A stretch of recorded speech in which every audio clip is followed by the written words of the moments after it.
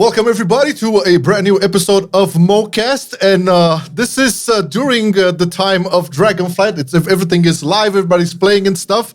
But we did have in discussions for the longest time Windwalker Monk, and it's one of those specs that we love to death. Always loved it, always advocated for it, regardless of the seasons passing. And we know it's one of the more beloved specs of the people, of the players of the game, and it has been going through some back and forth, let's say, in the last couple of years, and we are in the camp of, I think Windwalker is pretty cool, but we're not here to convince you because we will be talking about Windwalker, going into everything that's coming into Dragonflight with the one, the only, the very best, Babylonious, which you might know from the Peak of Serenity community's Discord website. And if you don't, I don't know what are you doing with your life, man? You're playing a monk, you don't know about Babs. Hey, Babs, welcome, buddy, once again. Thanks for joining. Thank you.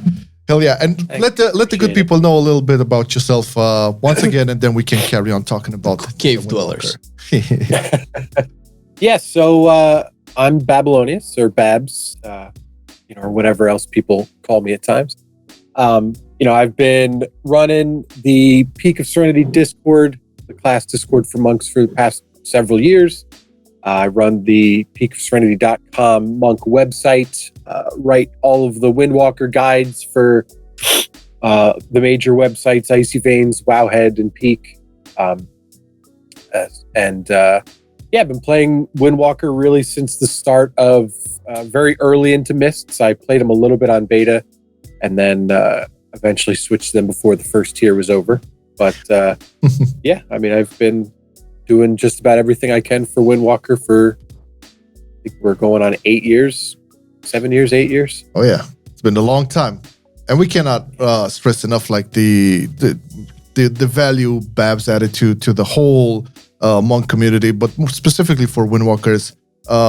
There was like the Peak of Serenity website, the Discord, not to mention the fact that he always was there like to help us out with the guides we did, the beginner guides and all of that.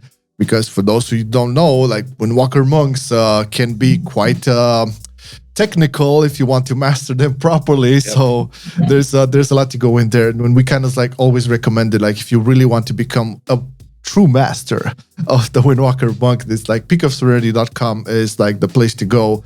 I know Babs also has a YouTube channel, if I'm not mistaken, and there's stuff there to be had as well. Everything's going to be in the description, by the way, guys. If you're watching this on YouTube, be sure to check it out, because I don't think there's a more guaranteed and clear and concise version of information than Peak of Serenity and Babs when it comes to Windwalker Monk specifically, but not just only that. Peak covers all the specs.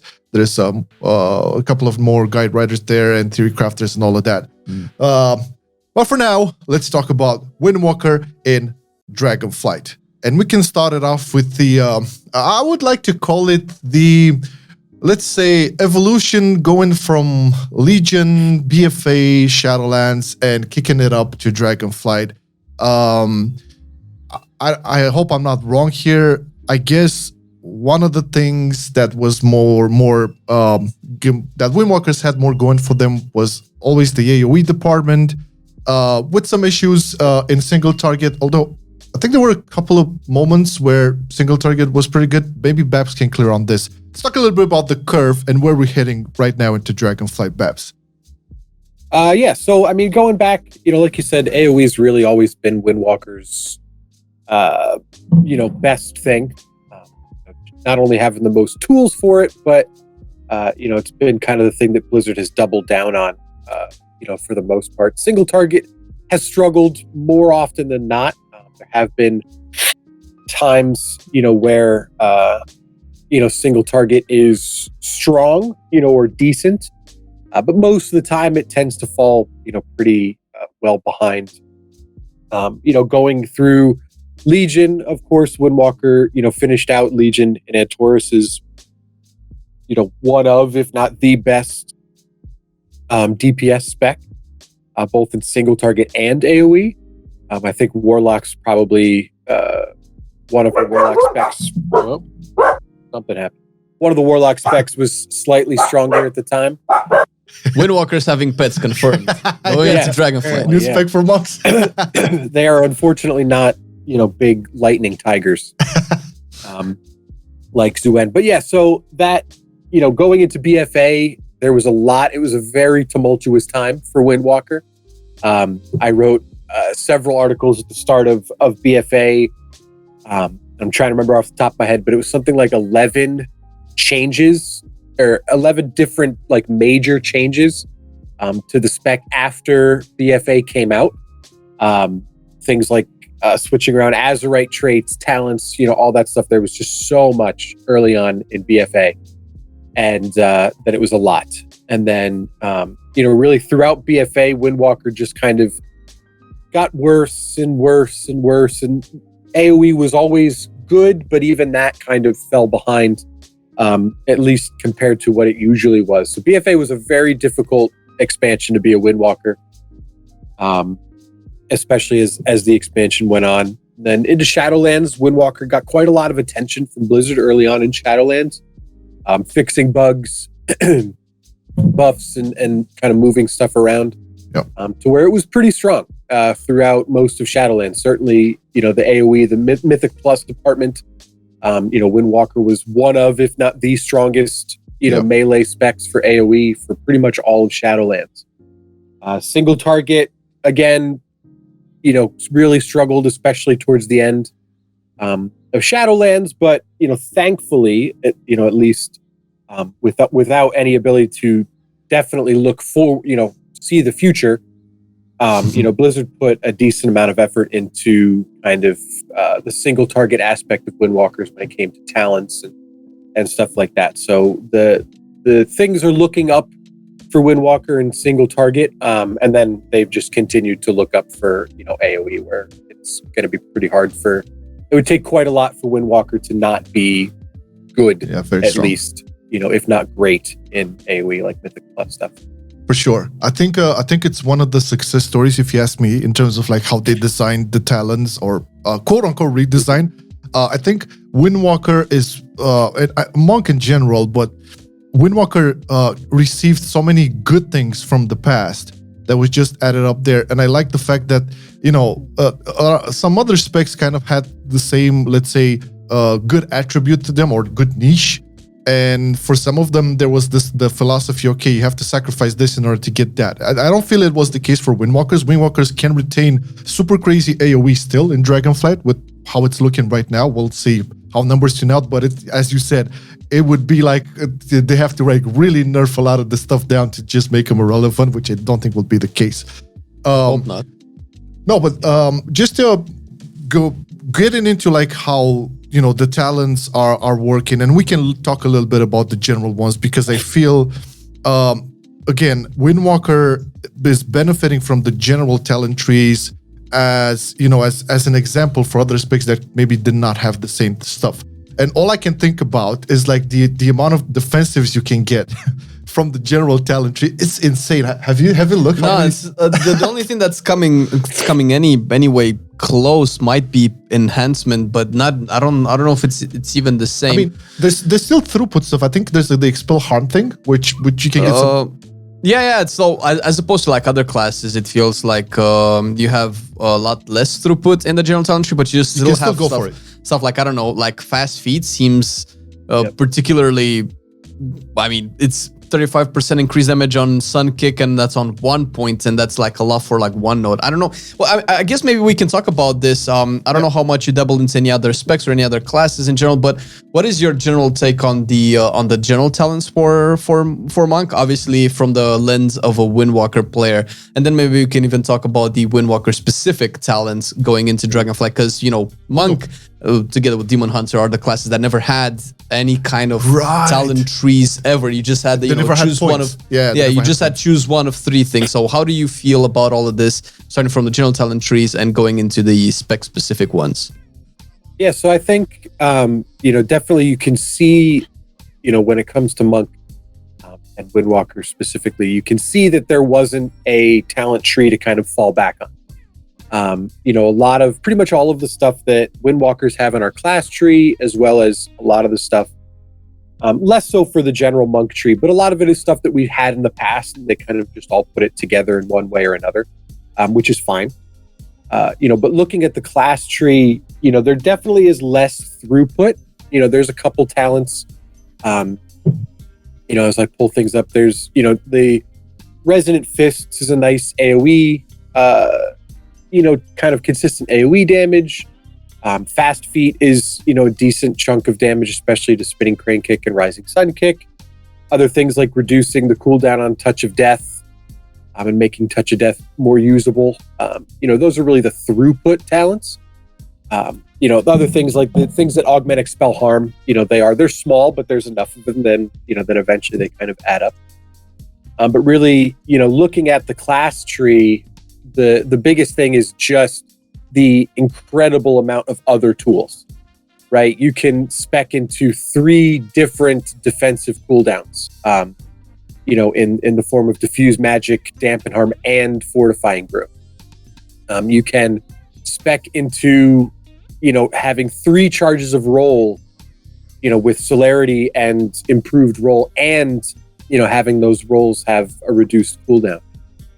We have Transcendence in there, of course. We have what I consider to be maybe the strongest talent ever in Escape from Reality, which allows us to Transcendence and then Transcendence back within 10 seconds, which is just in terms of usefulness in raids. So many mechanics you can do with that. Oh my god. Yeah, just getting out. If you have to run out for something, not only can you port out with Transcendence, then you just port right back in after that mechanic is over. There are very few mechanics in PvE, at least, and certainly PvP. It's going to be a very strong talent as well. There's very few mechanics that last for longer than 10 seconds. So even though Windwalker already had things like roll and flying serpent kick to get in and out, now this is just even faster. So I think it's one of those things that you're going to see players using, and it's going to take some time for people to get used to. But I think in terms of potential, Escape from Reality is just huge.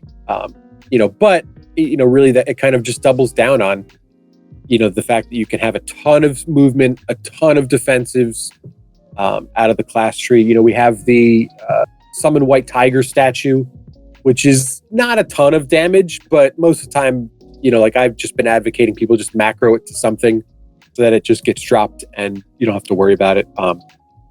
So it's a little bit of damage. It's not a ton, but when the tree is filled with mostly non-throughput talents, it does help to kind of grab the throughput where you can, in regards to that. But yep. It's the class tree I thought was there's some wonkiness, some things I think Fort Brew could be a little bit easier to get than having to talent into Disable, and right. or Paralysis. Kind of the far right side of the tree, I think could be a little smoother.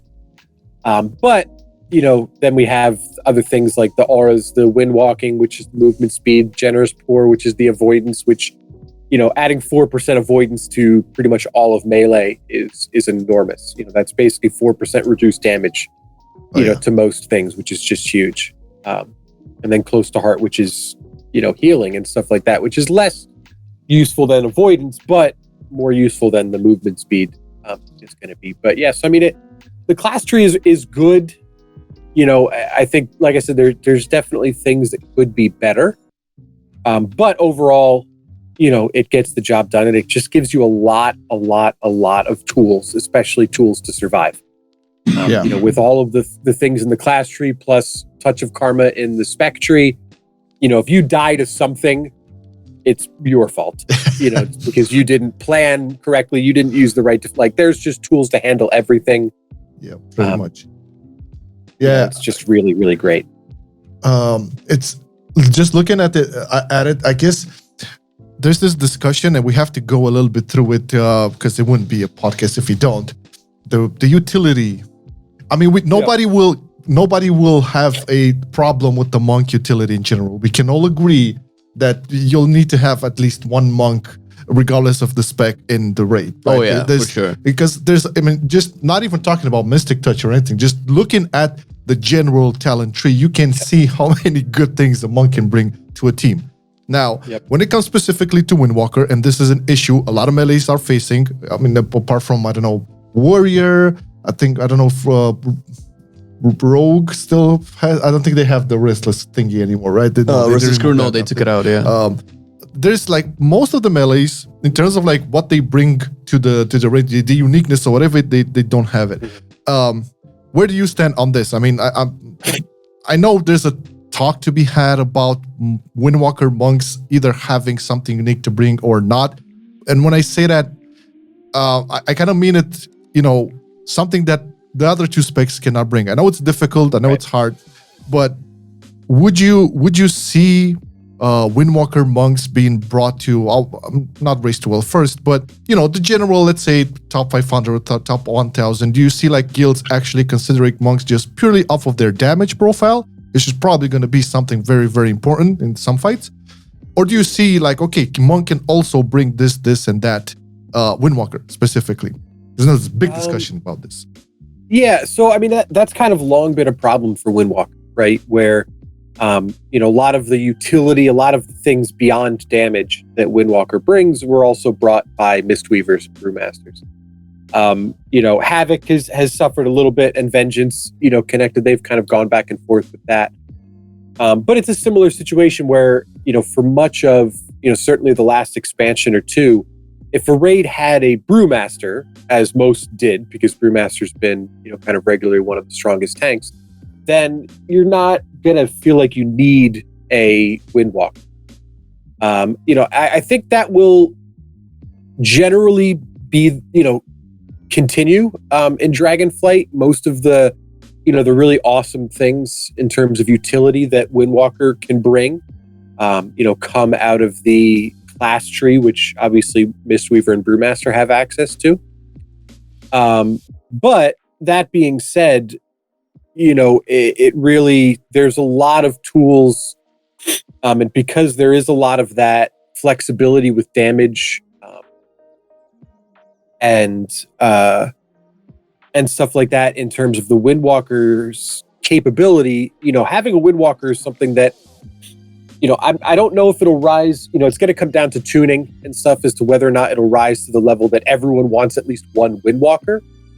But it's definitely going to be in a situation where if you have someone who wants to and can play Windwalker, it's going to be a very strong thing to have. There's a lot of, certainly, if nothing else, just for the AoE damage, that it's brought. We saw a lot of that in Soul Render, Sanctum of Domination and stuff, where the teams that had a Windwalker ready to go were able to blast through a couple bosses because the Windwalker could just kind of handle, a mechanic on its own. Yep. So a lot of that comes down to tuning, of course, but, it's definitely something where Windwalkers, there's not going to be any really good reason or even a bad reason to avoid a Windwalker. Windwalker is going to be able to bring, the stuff that you need. It should be able to bring the damage that you need and stuff like that. So groups, certainly are not going to be, they're not going to need to avoid it.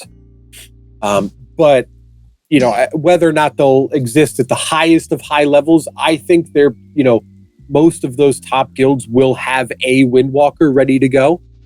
Whether or not they use it on certain fights will come down to the fight design and tuning and stuff like that. But I think they would be really doing themselves a disservice to not have somebody, who can capably play Windwalker if the need arises. Because I think you're just going to want to have that in your back pocket, sure. In case it becomes the best thing to have. I mean, I've seen some fights where I can totally see Windwalker. I'm thinking was it the first boss that we tested? I don't know if it's the first boss of the raid with all the ads. Yeah. And maybe we can use this as a segue into talking about the actual talents of Windwalker. Let's get to that.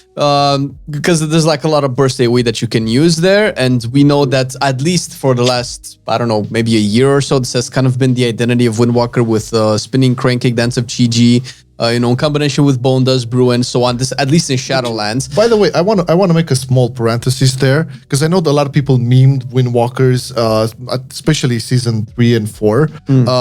It was not easy to pull that shit off. It was not no one button spamming. I tried it. I couldn't pull it off. I needed a lot more time to get used to it. So that was not easy. It was also very proc fishing. You didn't just have it whenever you wanted you needed to know what to do in order to pull that stuff off. So that was like one thing. And we'll get to the talents right on. But from what I tested out, it's much easier now to obtain that. But this is also because absolutely. Yeah, there's a lot more going into like the different builds you can play around with. You're not like restricted to going into that. Now, my parenthesis is closed. Sorry, just wanted to. That's perfectly fine because I'm looking at the Windwalker talent tree, and it's one of the specs that seems to have kind of everything that it probably could want. But this is obviously from like an average boy perspective. But maybe Windwalker didn't really have a lot of things to want because it's not, like a warrior that's been on for like 17 years and they had this one tier set back in Wrath. It's none of that stuff. It's a little bit more recent. So what I want to know is like from people that maybe started playing Windwalker just recently with all the spin to win, spinning, crank, kick, dance of GG going into Dragonflight, like what can people expect? Because you're looking at the talent tree and you see pretty much everything there. There's probably all of the conduits that we had so far, the potency conduits. We have the Bone Dust Brew, we have the Feline Stomp, and so on and so forth. Weapons of Order, maybe. I don't know. I would have expected to see that before Feline Stomp in the Windwalker tree. But what do you think of the overall talents? I mean, definitely, not having Weapons of Order was a bit of a surprise. From a standpoint of the people of having used it and stuff, it would have been nice to have. From a player standpoint, from a guide writer standpoint, having to explain to people how to use Weapons of Order and Serenity together, it was going to be a bit daunting, in terms of the optimal, way of doing that. So I'm not totally heartbroken that it's not there. I think Feline Stomp continues to be just the prettiest, visual that I think they've ever put into the game. So I'm not totally upset about having to look at it because I just think it's just beautiful. But looking at the Windwalker talent tree, like it has a very strong, I think what I've started calling kind of the spine of the tree, which is kind of just the straight line down in the middle. It's got a lot of stuff that you're pretty much just going to want to take all the time. You're going to want to have Flying Serpent Kick all the time because life without it is rough. You're going to want to have, Storm, Earth, and Fire or Serenity, and then things like Drinking Horn Cover and kind of just continuing down that straight line. And then a lot of those nodes kind of off on either side are also very, very strong. Teachings of the Monastery is something that is looking to be just an incredibly powerful tool to have. And the best thing about Teaching of the Monastery is I think it really contributes to a lot of, for Windwalker, feeling like every ability matters. Where previously in Shadowlands, Blackout Kick was just kind of something you did to get Mark of the Crane, something you did to kind of keep mastery going, just kind of in between. Now, with Teaching of the Monastery, Blackout Kick is something you will want to press. You're not going to go out of your way to press it, but as you get close to or hit that third stack of Teaching of the Monastery, it then becomes, really your most efficient damage ability. For one chi, it does a lot of damage. And then not only that, it, will give you 3 12% chances to reset Rising Sun Kick. So the big thing for Windwalker, when I looked at the class tree, and I had played Feral Druid for really most of the past year because I really wanted to just focus on single target, let others in my guild pad and see all those big numbers, let them have their fun. But I wanted to really focus on single target and getting the boss down. And I really like that. And that kind of affirmed that that's the play style that I like. So when a lot of people ask me, hey, you're going to come back to play Windwalker? It was all right. Well, I have to see the class tree. I want to see that Blizzard puts effort into single target in the class tree instead of just doubles down on AoE. And I think they did that. I think there's some ways with having Glory of the Dawn, with having Strike of the Windlord back, which is obviously something people have been asking for since it disappeared. But then other things, having Zuen's battle gear is, that was the best tier bonus Windwalker's ever seen. That was pinnacle, design for Windwalker. And it's a little watered down, in the legendary and then the talent version, but it's still there. There's a lot of interconnectivity between Windwalker abilities. That's really the biggest thing that I am very happy to see.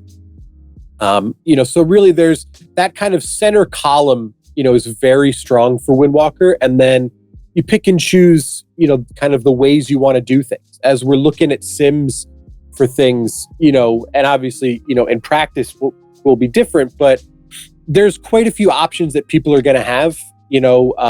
Generally, one of the talents, Skyreach, which was key for Skyreach, the legendary, that's a talent that you're going to want to have all the time because it just has the highest damage potential.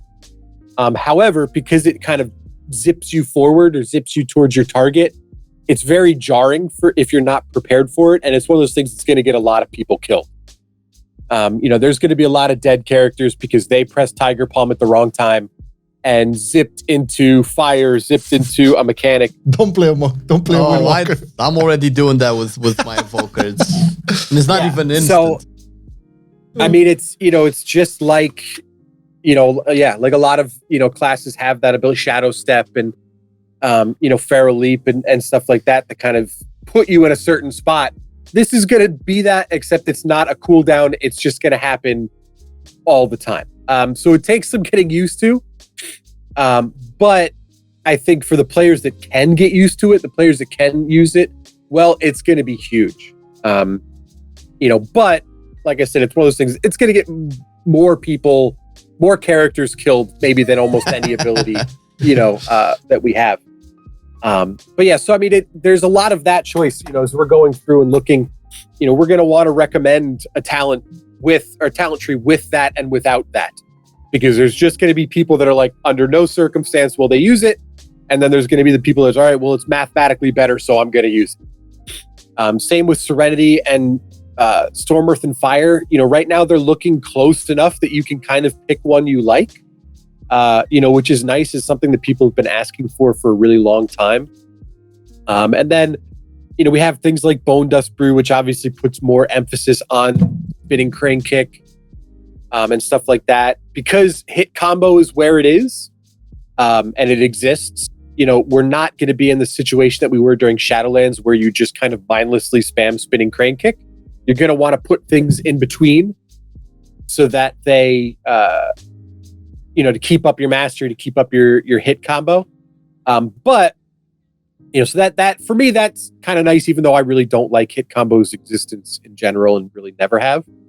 But yeah, so there's a lot of different options that people have. There's the Touch of Death, Explosion, Fatal Flying Guillotine, build that people are really, really enjoying right now. One of the coolest things they could ever add. Even the name, coming from like the old Kung Fu flicks and all of that, is just like beautiful, just exquisite. Oh, I've been in a dungeon on beta, and I was trying to get some footage with Balanced Druid going into a pack. The pack dropped to half HP and then it disappeared, and I was like, "What just happened?" It was a Windwalker in the party. So that's actually a perfect segue, because we talked about a little bit about some of the bugs that let's talk about it. Has experienced. And right now, Windwalker is mostly bug free. I say mostly because it's never going to be perfect, but certainly compared to how it was in the past, Windwalker is pretty bug-free, with the exception of Improved Touch of Death. Right now, Improved Touch of Death is in the class tree, and it's working the way it's supposed to. However, if you don't take it and then have things like Forbidden Technique from the class tree or from the spec tree and Fatal Flying Guillotine, what it does is because Improved Touch of Death allows you to use Touch of Death earlier, instead of using it to kill the target, you can use it, when they're at higher health. It's very useful for raid bosses and stuff like that. But without it, especially in a Mythic Plus or in a small pack, what it does is without it, it just means that the only way you could use Touch of Death is to kill the target. And when you do that, it deals 100% of your health to that target. So it makes it a little bit easier to use. Without that kind of trigger, and then when you use Fatal Flying Guillotine, what happens is if you kill your target, it deals 100% of your health to that target. But then it also deals 100% of your health to 4 other targets. So it turns your Touch of Death from just a big boom into a nuclear explosion of damage. To where it goes from, some people were seeing it being like, all right, it's like 10, or even in a pack. If you get the full use of it, right, you have forbidden techniques, so then you could use it a second time. The bug is that it doesn't check whether or not the additional targets hit are also at that health threshold. So with improved Touch of Death, it checks whether they're at that health threshold, and then it decides whether or not it deals your whole health or 35% of your health to them. Without improved Touch of Death, that check doesn't exist for the game. And this is a bug that we definitely expect them to fix because it's so overwhelming. To the point where you could pretty much just do nothing for a while. And when you sit and think, all right, things are about to die, you just sit spamming your Touch of Death button. And then boom, you all of a sudden do more damage than anybody else in your group. And stuff just gets erased from the face of the earth, especially with forbidden techniques. If you then tab to something else that also happens to be killable, you're then doing 100% of your health in damage to 10 targets, or, the same mix of targets in there. And with all the health buffs that we saw on beta and alpha and stuff like that to increase the health pools, it is a staggeringly large amount of damage. So a lot of people are digging it. We're really trying to temper expectations that it's something that has been reported. They are aware of it.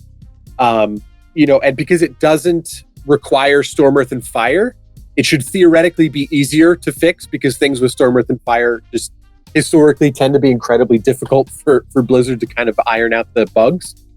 But it's something that while it's there, people are going to use it. It's very just, like I said, you could just sit doing nothing.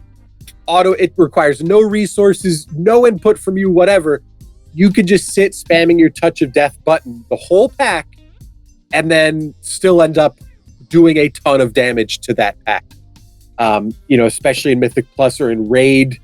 There are ways in Raid to then, if you have little ads that you're hitting, but the boss is nearby, you can hit that 100% damage over onto the boss. I did that these past couple weeks, just kind of goofing around on a fight like Vigilant Guardian. In Sepulchre, there's a lot of ads that you can kind of chain that damage onto the boss. So it's definitely fun. It feels kind of weird that you're just kind of sitting around doing nothing. And that's okay in that moment.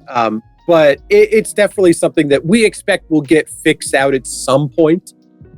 Just because it's unfair, to the rest of the game, what we can do with essentially 2 global cooldowns without needing to do anything else. They do most of the work, and then you just reap all of the damage from that. But so in terms of bugs or, kind of really insane things with Fatal Flying Guillotine, that's what we have right now. But the rest of the tree is very, very good. There's a lot of people that don't want to play with Whirling Dragon Punch because we've played with it for so long, and they don't like getting knocked up and not being able to move their character. I am one of those people. I am not missing Whirling Dragon Punch. People, if you don't want to play with Skyreach, you don't have to play with Skyreach. There are builds that skip around to grab Dance of Chi-Ji, because even in single target, it's just kind of a nice add to the flow. To help your mastery keep up, to help mix abilities. It really is very nice in single target even. And the damage is mostly there. It's not a ton of damage. It's not super there, but it's something that if you want to play with it, you're going to be fine to play with it. And certainly in a situation where where it's a boss that you might switch between single target and cleave or AoE. There's a lot of options in the talent tree that you can look at and just say, okay, well, this fight's got a little bit of cleave, but not a ton. So I'm going to snag Dance of Chi-Ji, so that I have it when it's up. Or I'm going to take Shadow Boxing Treads, which is another really great, that has Blackout Kick dealing damage to 3 targets. So then when you're adding that to Teaching of the Monastery, you're having 9 Blackout Kicks go out, at a time, and stuff. So it really, like I said earlier, there's a lot of Windwalker going forward really feels like every ability has its place, and you're not going to feel bad about hitting, any ability at a time, which is really nice. And it allows people to kind of pick and choose how they want to play, how they don't want to play, all while keeping, what is viable or what is optimal relatively close, for people to play the way they want and still feel like they are contributing value to their group. And I think that's the biggest strength and success for the Windwalker tree, is that there's just a lot of options. People can just say, hey, I don't want to play this. All right, dude, don't play it. Here's another option that is only a little bit behind. If you find yourself dying all the time with Skyreach, don't play it. Go play something else, that's going to keep you alive and the damage is going to be close. So, there's always going to be those people that adhere to, this is the mathematically best. This is what, the best streamer or the best player in the world plays. So I'm going to play that. But I really want to stress, and I've been trying to stress to people that that's going to be very, with Windwalker especially, and, definitely because it's going to include Skyreach, there's going to be a lot of people that are going to lose more damage than they're going to gain by trying to play like the best players. Because the best players are going to be able to get the best value out of the best talents. And everyone else is going to be sitting and watching them in Marvel, myself included, because I am unlikely to play Skyreach in most things because I have a hard enough time with Whirling Dragon Punch. And Skyreach will kill more characters than Whirling Dragon Punch. I think if there was a way to track it, I would love to have the data, because I know Whirling Dragon Punch has killed thousands, if not tens or hundreds of thousands of characters. I'm not gonna re-explain. Right. I mean, Flying Serpent kicking off edges has killed monks. Rolling off edges has killed monks. If you've played a monk and you haven't done those things, you haven't played a monk. So now you're adding Skyreach that really is fine, unless if a boss has a ledge, right? There's always snap points. A boss like Eye of the Jailer from Sanctum, there's always snap points that you will get zipped over to there. But if you move forward a little bit, you will probably be off the edge. If there's fire on the ground and you press touch or Tiger Palm, you're going to be in that fire. It is going to kill tens, if not hundreds of thousands of characters of people trying to play it when they really shouldn't. And like I said, myself included, I'm going to stay away from that and leave that for like the tail end of farm. What my last gasp of trying to, beat my previous bests and stuff like that is when I'll take those talents, because I just know that I will not be good enough to intelligently use that talent, and it will get me killed more often than I want it to. So what you're saying, this is the true end boss of Vault of the Incarnates, Skyreach. I mean, yeah, if I'd say if somebody can go through all of progression without dying because of Skyreach, then I will crown them as the greatest Windwalker that has ever Windwalkered. Well, because even the best players, there's going to be a time, I didn't mean to press Tiger Palm, but I was in range, and now it's just so much harder for me to get out of fire, or I'm off the edge, or, whatever. There are useful things to it, such as engaging targets. It lets you get to your target faster at the start of a boss. You can roll in and, Tiger Palm to get that little bit closer. But I think the edge cases of it being beneficial are going to be nowhere near the amount of the frequency of the times that it is detrimental. Oh man, I just see Windwalkers in raids doing this and actually hitting the boss before the tank gets hit the boss. I'll guarantee it. This will be one of the first things that will happen when we have this in our guild all the time. Yeah, because not only like it puts you closest, you're gonna get there before the tank is gonna get there. You know, it's gonna be not only that, but since it'll be your first Tiger Palm, it's going to deal 100% additional damage because of power strikes. You know, if you have Touch of the Tiger, then another 30% on top of that, it's not a ton of damage. But if the tank is just running in and body pulling or maybe just taunted the boss, you have now put yourself in melee range of that boss and dealt damage to it, and it's going to be upset at you. Listen, we can always have the 100% damage return on Touch of Karma back, and that's true. and Windwalkers will probably start taunting the boss then. Call that creative play, baby. You know, that is an edge case that has probably not been talked about enough.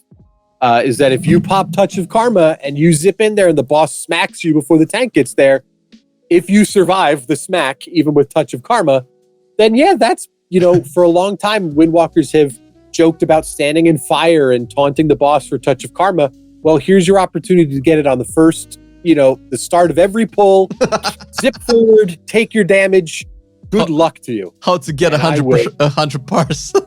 Yeah, I will stand farther back and wish you luck.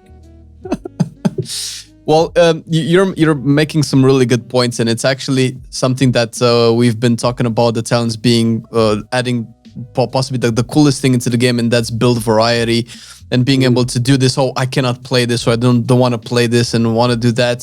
Since well, I mean, we see it in our community with a lot of people obviously want to play the best thing, and that's always going to be. But there's also a lot of people who's like, man, this seems like it has a lot of buttons, or man, this seems like it's a little bit too much, or I don't want carpal tunnel, or things like that.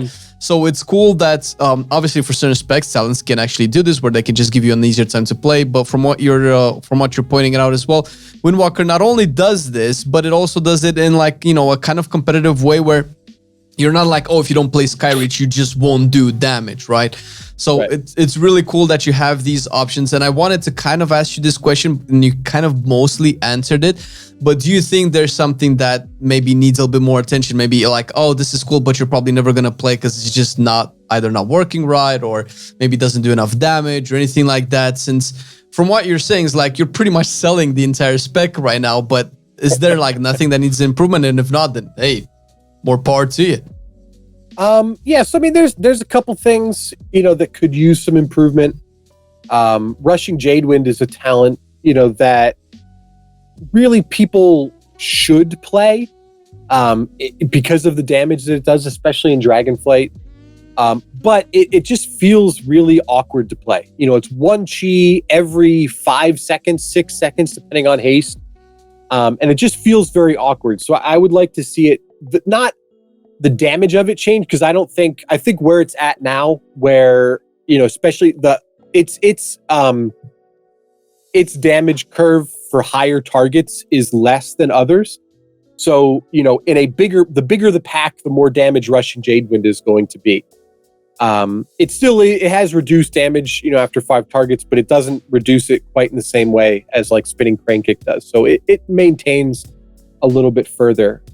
But the biggest problem is just that it feels awkward to play.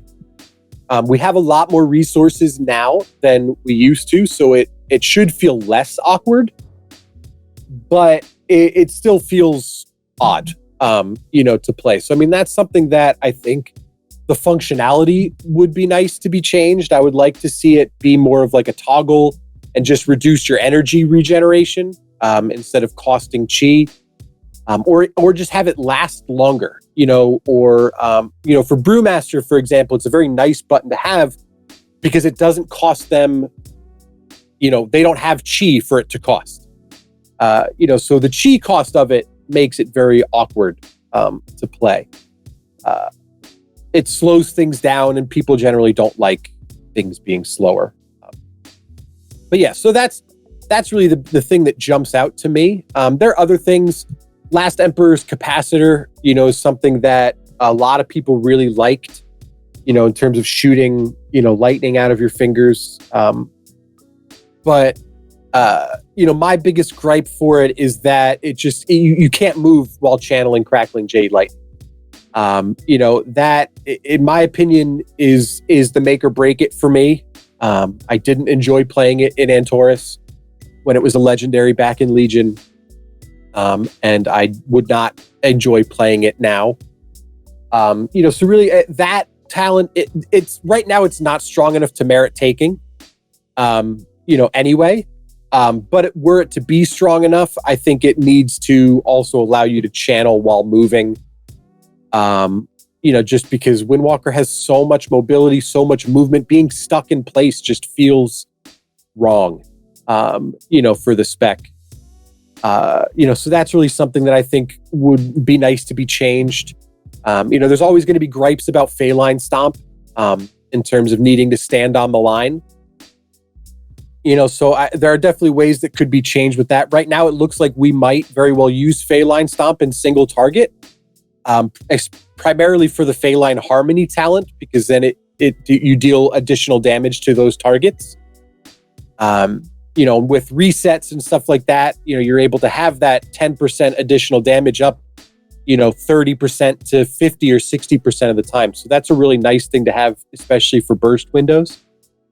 But the ease of Phaeline Stomp is going to be something that people are going to continue to gripe about, and justifiably so. It's something that kind of keeps you in a small area, and that just feels wrong for a spec that has so much mobility. Bone Dust Brew for me is always going to be a sticking point, just because it always has that potential where we ignore mastery and spam Spinning Crane Kick.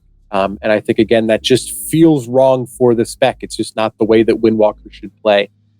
Right now, it's just not the value of Bone Dust Brew and the strength of Spinning Crane Kick. And because hit combo exists in the talent tree in a place that you're going to take it all the time, it just makes sense.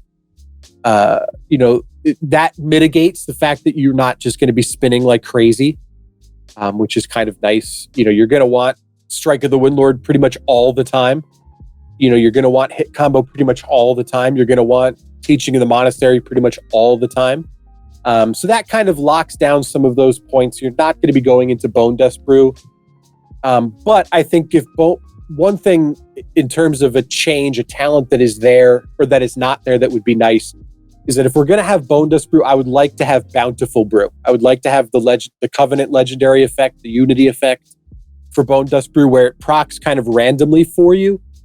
Because I think that really, for me, that should be the main spot. That should be the main way that talent works. Hey, I get this proc, so now I'm going to spin really fast for these, couple seconds. And then I'll go back to doing, the rest of my stuff. I think that fits better than kind of a definitive, all right, this is when I'm going to do this and use this cooldown. I just enjoyed playing that better.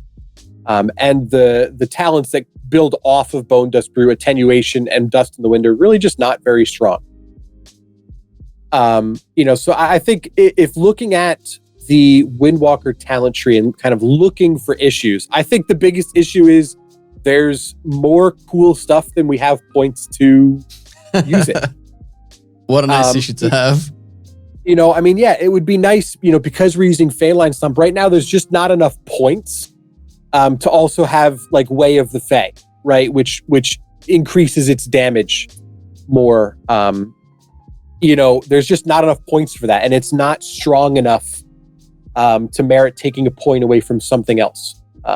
There's just a bunch of other things that it's kind of like, yeah, I would like the points, to have. There are quite a few things that you're kind of locked into. For a lot of people right now playing in the kind of pre-patch time, or anyone playing in the pre-patch time, this is, what your talent tree looks like is going to kind of be the backbone of what it's going to look like in Dragonflight, right? The Dragonflight talent tree is just going to kind of build off of the Shadowlands one, because right now we are more restricted. So we're going to take the talents that are going to be the best. So it really, there are pros and cons. People who want more talent diversity might be upset that 75 to 80% of your talents you're going to take in this circumstances all the time, and then it's just kind of that last 25, 20% of talents that gives you that flexibility. But at the same time, you can't, once you kind of start with that backbone, you really it's very hard to go wrong. If you randomly put the remaining 5 talent points places, you're probably going to be okay. Even somebody that doesn't use guides, that doesn't, look to min-max, if you're just kind of reading the descriptions of things and picking, you're probably going to be okay. And that's something that I think, even going back to the start of our conversation, that you guys said that like Windwalker has always been kind of a complicated class. It's been a spec where you really need somebody to tell you what's best, because things don't always make sense. There's a lot of nuance and behind the scenes things. And I think a lot of that has gone away, to where you can kind of guess your way to a decent enough talent tree.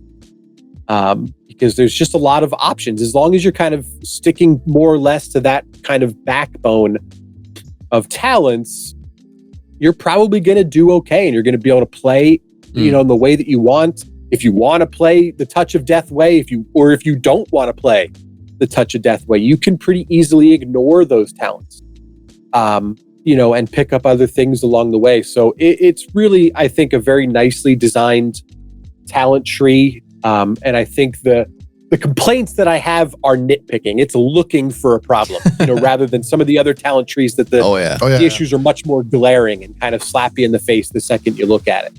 Yeah. I have to make this clear. It's very nitpicky, because overall the spec talent tree is looking like, dude, like I'm looking at it, and I'm like, the more I'm looking at it and listening to Babs talk, the more I realize that it's looking out, like one of the best things, and it obviously it's scratching some of my itches. But if you really look at it, it's like taking a lot of your abilities and just altering them in some way, like the way they're doing for Tiger Palm, the way he's doing for Blackout Kick, Spinning Crane Kick, Touch of Death, Sun Kick, and so on. And I think that's actually really cool, because you can definitely have different style of play styles and rotations, and it can add that breath of fresh air. And what I wanted to ask you, because now we have Strike of the Wind Lord, and not only do we have Bone Dust Brew and Feline, so we have like a lot of abilities that we can just pick, as opposed to what we've had up until Dragonflight, with the 21 total talents, and you get to pick 7 out of the 21, and some of the other spells were already in your baseline kit. We've had a similar discussion with the enhancement boys. And I want to know if this is something similar for Windwalkers, at least when we get to level 70. Will there be like builds, at least viable builds, that have just way too many buttons? Because we've had, and I never thought this was ever going to be a problem, but we've had people come into our streams and talk like, man, it's just too many buttons for me. But looking at how many more you get now, and for me, it's like, give me more. It's a first for us too, because up until Dragonflight, we never had this in our community. Just like, man, this is looking so convoluted, like so many things to do and track and whatever. So yeah, I get that. It's like the new vibe coming from all of this new stuff. It could be the situation where you can have that if you enjoyed that, but I feel like, as Babs put it, man, you can go for a route which pleases you, and maybe you'll be behind, I don't know, 2 or 3% the other, but which is fine. Yeah. So, I mean, button bloat has been a problem for Windwalker. It is certainly, I boosted Enhancement Shaman, and played it during season 4 for a little bit. And that was, I thought Windwalker had button bloat, but like, it was really something, and talking to Word Up and Surge and some of the other, top enhancement guys, like that's kind of the thing, is like there is a lot of buttons for Enhancement Shaman. Windwalker does not have that many buttons. Not as let me rephrase. Windwalker does not have as many as Enhance. Unless you really want to go out of your way, right? You're going to want to grab, if you want maximum buttons, then you're going to want to have Strike of the Windlord, Feline Stomp, Whirling Dragon Punch, Bone Dust Brew, Dance of Chi-Ji, Rushing Jade Wind. Like, so you can, if you really are a crazy person, you really can grab all those buttons and just go wild.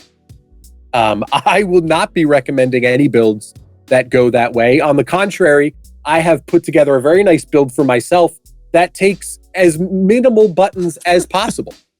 When we simmed it, it was about 10% behind, the other options. It's probably closer to like 15 or 20% in Dragonflight. But, I, for one, like less buttons. I like more downtime. I like all these things that people hate about, about the game sometimes. I don't want to be spamming. I like to sit and take a sip of my water while I channel Fist of Fury and, all that stuff. So I have, a talent set up for myself on days that I just want to take a break. This is the tea day. This is it. It's very silly. And kind of scattered and skips, things like Storm, Earth, and Fire, Serenity, which is obviously like you're going to not take any of your major cooldowns. But it doesn't have Strike of the Windlord. It doesn't have Serenity or Storm, Earth, and Fire. It doesn't have Whirling Dragon Punch or Phaeline Stomp or Bone Dust Brew, Rushing Jade Wind, Dance of Chi-Ji. So it's minimal buttons, and it's kind of dumb and obviously not made to be this way. It does take Zuen, but only because I couldn't find a way to not take Zuen. If I could have found a way to not take Zuen in this talent tree, I would have. But unfortunately, you have to fill up some of the spots with something that makes sense. So I just couldn't do it, unfortunately. So Zuen is really the only, looking at it, Flying Serpent Kick and Touch of Karma I have in my minimal buttons build. But Invoke Zuen is really the only cooldown button that I took. And again, it's not going to be, you're not going to light up the charts with this build, but you know what? It's kind of nice to have that as an option. You can have your dinner while you're playing. Then you have the maximum button build, which is just a lot. But Windwalker is kind of, anyone who's played Windwalker, it should not feel any more or less buttony. However, I think the big difference is that, like you said, a lot of our talents, and this is something that I wrote about a lot and really wished for, a lot of the talents build connectivity between the other talents. Things like, let me switch back to my single target build because having my minimal button build, it will skew how I'm saying things. But looking at things like Teaching of the Monastery, where Tiger Palm gives you more blackout kicks. Blackout kicks give you more Rising Sun kicks. Zuen's Battle Gear, where Rising Sun Kick gives you more Fists of Fury. Fists of Fury gives your Rising Sun Kick, increased crit chance. Transfer the Power, where Blackout Kick and Rising Sun Kick increase the damage of Fists of Fury. There's just a lot of that interconnectivity between the abilities the talents give that really, and I've said this a bunch, but it really, I think, builds that feeling of every button having a use. There's not any button that you're just pressing because there's nothing else to do, or, I have to do this because I have to, dump some of my chi, whatever. There really isn't that. Everything has a purpose. Everything builds off of the other stuff. It makes mathing, doing napkin math for some of this stuff insane because you have to, add fractions of other abilities into the value of certain abilities. But that's what we have Sims for and overly complicated spreadsheets. So it really, the spec feels very full. It feels the talents make it feel very rewarding to press buttons. Because, and it's not the same thing every time, because Teaching of the Monastery gives you a chance to reset Rising Sun Kick, because Zuen's Battle Gear reduces, the cooldown of Fist of Fury when Rising Sun Kick crits. It's not going to be the same every single time. You're going to have to be paying attention. Windwalker's always been a spec that rewards being able to look forward and say, okay, 10 seconds from now, what are my resources going to look like?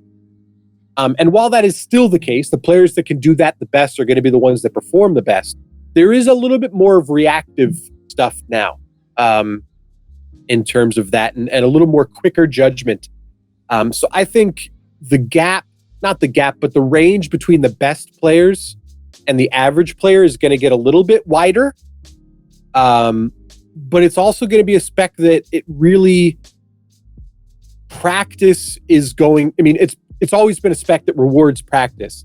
And I think that's going to be even more so now because not only are you going to have to get used to planning ahead, but reacting to the things that happen. I added a lot of my weak auras going into Dragonflight that have, that glow or that make a small sound and stuff to say, okay, Rising Sun kicks off cooldown.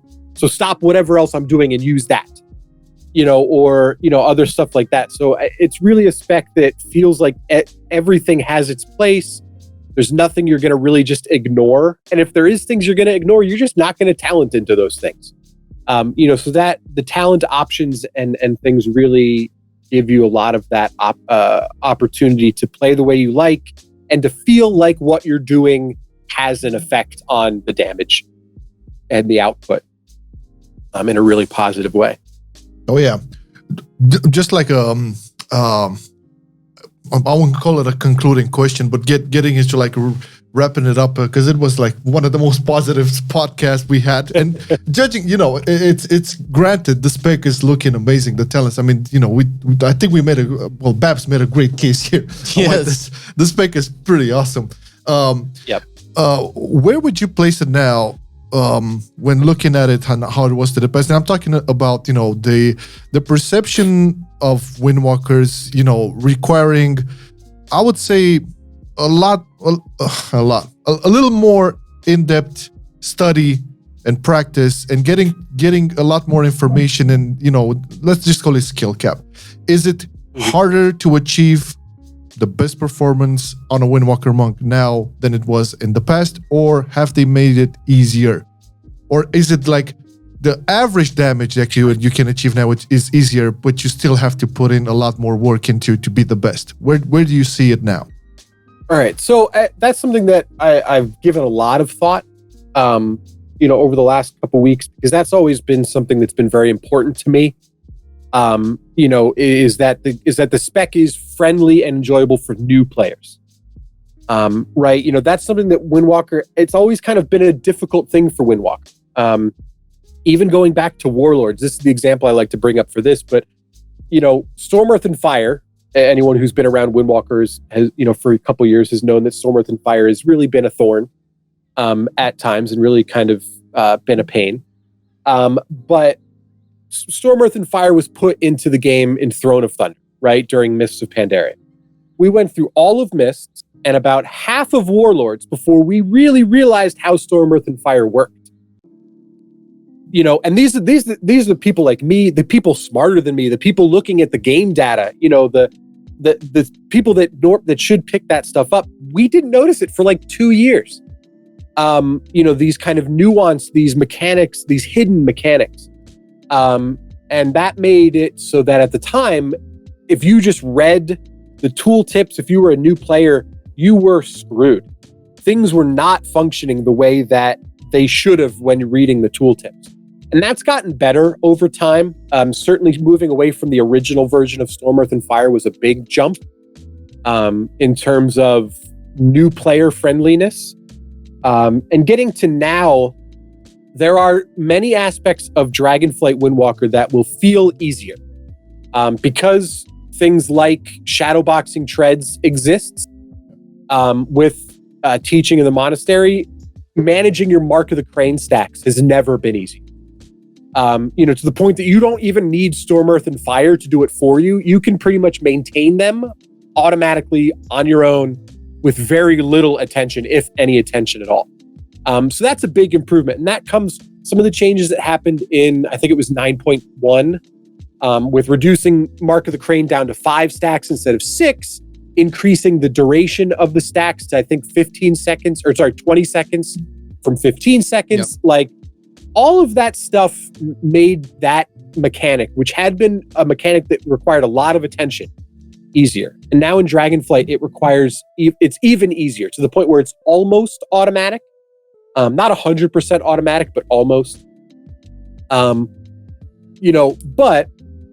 that being said, I think some of the mechanics, like the reactive nature of Glory of the Dawn and Teaching of the Monastery and Zuen's battle gear, stuff like that. Some of that more reactive nature is going to be harder. It's going to be easier for new players in some ways, but it's going to make planning further ahead harder. And then for players that are better at planning further ahead, the reactive stuff will be more difficult.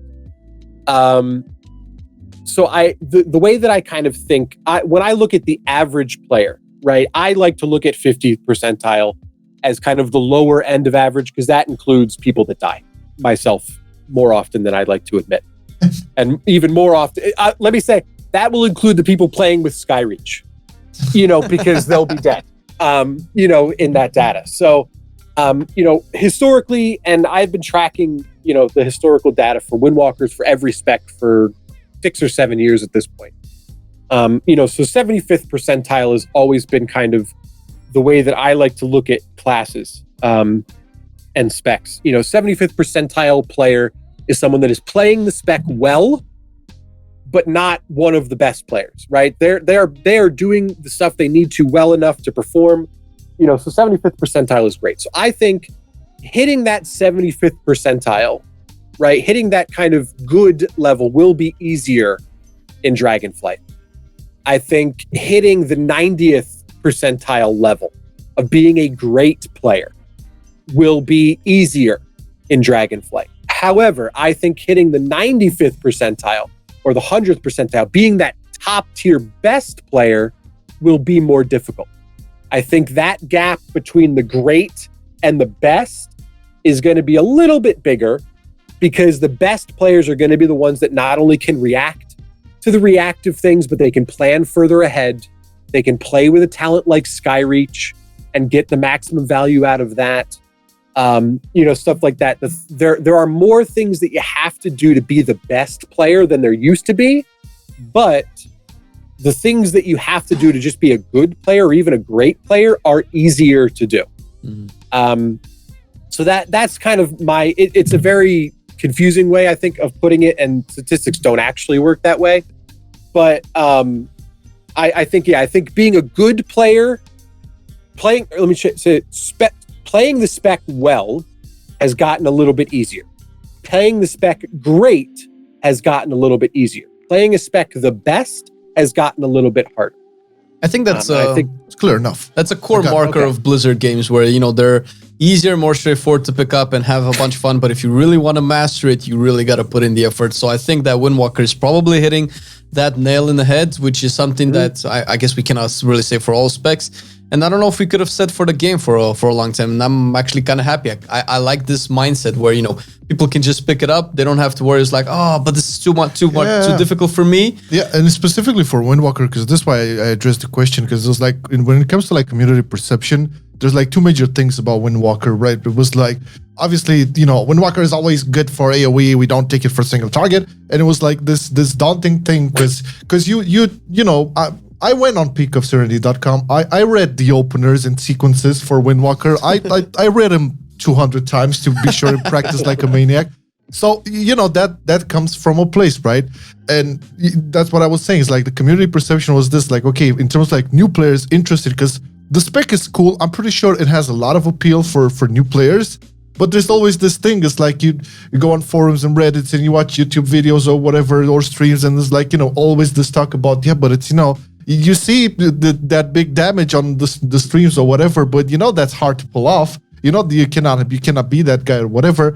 And that packed with the fact that Windwalkers, the perception of it was like, no single target damage, AoE damage. I mean, I guess we have now Babs to confirm, as it will not be like the top of the top single target damage, but it will definitely be there and competing with above average, maybe above average, I would say, if you like spec into it. At least we have the tools now to have single target damage, right? Yeah, I think that was the biggest thing, is that right now there are the tools. The tier bonus at the start of Dragonflight is strong for single target. Yeah. To help with that stuff. So I think right now, Windwalker should be great at AoE, and I think it should be good to maybe just decent at single target. I think there's room for single target damage to go up if Blizzard decides as much. Really just increasing the damage of Rising Sun Kick would do it. Rising Sun, there was a big nerf a couple weeks ago where Rising Sun Kick and a bunch of other things had their damage reduced. But even just undoing that would put Windwalker pretty solidly into the good range of single target. Yeah. So Windwalker's not going to light up any single target charts, but my expectation right now is that if you're playing it, you're going to be towards the top in AoE, and single target you should be close enough to the middle, or to where you want to be that you won't feel bad about it. I think that's really the biggest thing. Yeah. There have been times in Windwalker's history where you felt bad about your single target damage. And I don't think that is going to be the case, at least to start Dragonflight. But because like you said, because the talent tree looks so good, there's a lot of great tools. We really are very reliant on tuning. And Blizzard's kind of decision to increase single target damage here, increase the value of this, talent. The talents are all close enough that it really shouldn't come down to tuning the talents. It should just come down to tuning the abilities themselves. If we want a little more AoE damage, some more spinning crane kick damage. If we want a little more single target damage, some more rising sun damage. So it's that aspect of things is going to come down to Blizzard, and everybody has their opinions on whether or not Blizzard does a good job or not with that. My opinion is that they historically do a decent enough job for that. Tuning is hard. I think Windwalkers should be able to play Windwalker and feel good about themselves even in single target situations. And even with that, at least in the last couple of years, we can honestly say that they haven't been on top of tuning as much as they have been in the last couple of months. Obviously, We're in the testing phase, but they've mentioned that they're going to keep on tuning this even post-launch. With this, I don't know if it's going to be at the same rate, but seeing as we're having like 2 or 3 buffs and nerfs per week to a bunch of specs and classes, I feel like if there was any concern about your spec, and in this case Windwalker not doing enough damage, it should be the least amount now, when it seems like they do want to keep everything on a above decent, let's say, place. Yeah. Yeah, it's like when you have like, there's always going to be the AoE profile of Windwalker, which is going to be like very strong. I won't see a problem. And I never saw it a problem, or maybe the fact that sometimes the single target was so weak that it kind of, it didn't feel right to just get picked for a fight because you were super giga AoE, like Soul Render, and then you left off because, okay, you can do much single target. But if you do like a decent amount, I think that's fine for any like, decent progression guild, not talking like, super competitive or whatever, but your average mythic progression, right? Which will not bench you because you suck at single target. No, you do this on single target, and when it comes to like AoE and cleave, you're just gonna wreck shit up. Yeah. Which I think it's a pretty good It's spot. Reasonable, yeah. Yeah. So I guess this is a redundant question, but we happy with Windwalker? Hell yeah, we're happy. Oh yeah. Definitely. It's looking really good out of all of the specs. And actually, we haven't had the chance to talk about Windwalker this entire beta phase. So being able to have the first proper discussion about Windwalker in such a positive state it feels really good. And well, to be honest, we had a couple of hurdles, making this to work with Babs, right? Because last time I had some issues, then the whole time zone stuff. But I'm happy it finally took place, because once again, we're big fans of the spec. Always love to get into it and play it. And there's no bigger advocate and from this episode, bigger salesman for Windwalker than Mr. Babs over here. Clearly, it's a beautiful thing. And once again, to everybody that's listening, you can go check out the podcast in video format on youtube.com/Mocast. And over there in the description, you can check Babylonius on his YouTube channel on peakofserenity.com. Highly recommend going there, and because all of the information you need for all of the monk specs will be there. Yep. Plus Peak of Serenity Discord. Make sure to check those out as well. I don't remember, Babs, I think you had a Twitch you stream sometimes as well. So we're gonna have the Twitch over there as well. It's exciting times, Dragonflight in general, as with the game. And if you're into Windwalker Monk, if you're like planning on getting into Windwalker Monk, then it's definitely double excitement, because, well, it's your time to shine. Well, it's great, man. It's looking looking really good. It's looking good. So thank you Babylonius, for joining. Thank you very much. I mean, this was a blast. Love talking about Windwalker. It was like, couldn't wait for this to happen. And thank you for watching or listening. We shall catch you very soon. I don't know when, to be fair, because we're leveling with the release, and people are gonna be very, very busy with their progression. We're gonna try to get people as fast as we can, but it's gonna be busy times. Busy times. Holidays are coming. Are coming. It's it's a Romanian thing. All right, everybody. Thank you. Bye-bye. See ya. Shadowlands. I've been loving it then, I still love it now. Still, I play WoW. Still, I play WoW. Getting better every day, let me show you how. Cause still, I play WoW. Still, I play WoW. It's getting harder to stay, but at the end of the day, it's a guilty pleasure, so just log in and play. Whether it's classical retail, I'ma do a /bow. Still, I play WoW.